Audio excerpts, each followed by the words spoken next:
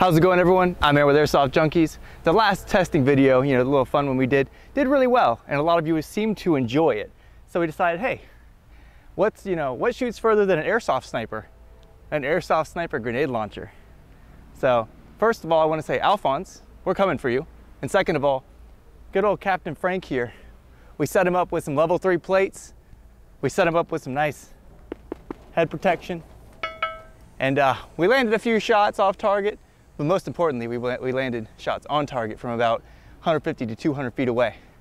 So we're going to clip in a montage of him getting slapped. So I hope y'all enjoy, and ML36s can be just stupid precise. So if you have any doubts, check out this video and pick yours up ASAP.